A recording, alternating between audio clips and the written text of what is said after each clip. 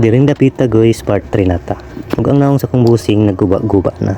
Dili na jud maitsuga. Kay ang mga bolt nga iyang gipangtangtang perti jud daw gahiya. If you pansin naman guys, sa akong busing seryoso na. Seryoso nagtuyok-tuyok sa bolt nga perting gahiya. Ako po dihang dapita nagtanaw-tanaw ra.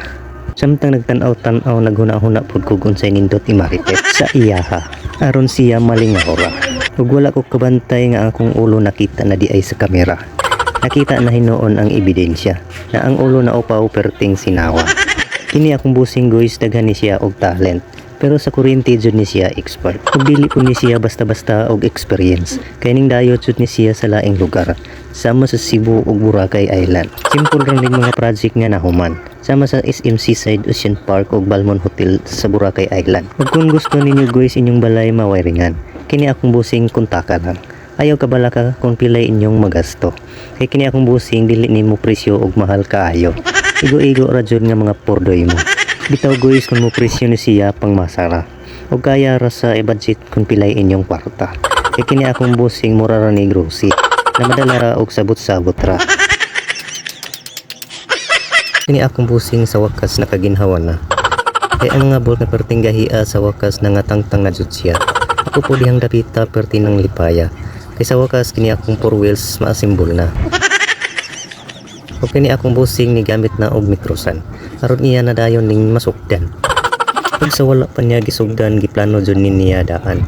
Aron paghuman sa iyang trabaho pulido jud kaayo. Ako po dihang dapita nagmarites ra. Sabay tan-aw sa iyang mga birada.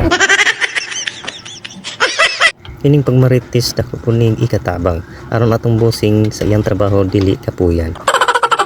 Siguro alang jud na inyong pagmarites dili mo madunggan. Kay basin sa barangay jud mong duha mag-atubang.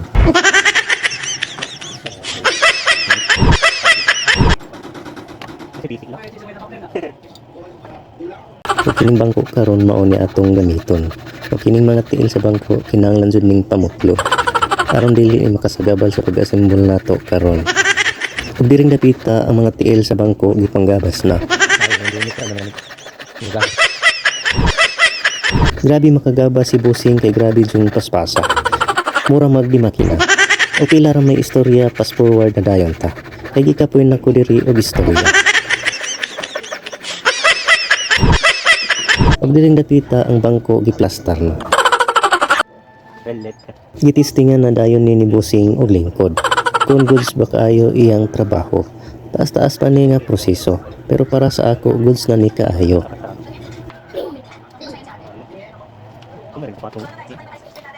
Ay, pwede rin marinan. Hindi rin para dito sa bangko lalo. No. Dito ang ngayon lapad. Dito. Dito. Wala na rin ako. Maghawid na sila eh. Dito. Ayan. Dito. Buwod. Daro to. Ito na kasi ko. Ha? Moro dito ko na.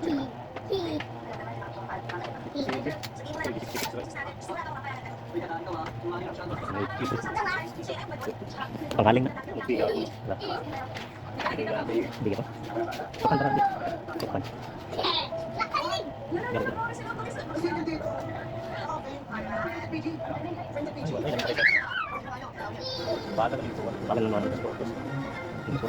Ug ang project sa akong busing gamay na lang jud ug kulang. Aron kini mahuman. Ug diring dapita na ay diwindi mingagi. Pagtabi apo po dia lingling kung ikaw moagi. Kay basin mga buyagan ni. Kining project ni busing hapit na ni mahuman. Kunting mikos-mikos lang o pwede na ni nako masakyan.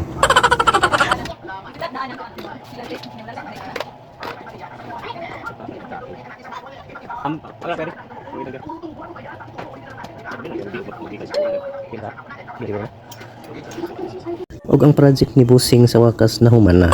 Ug mao na dayon ni ang resulta. Perti ng ninduta. Ug ako na dayon ning gisakyan. Ug diring dapita perti na akong lipaya. Kay makaya na nako og balhin sa wheelchair nga akura. Kay sa una dili jud ni nako makaya. Ug dili na jud ko ani magpaarsa sa akong kaluha.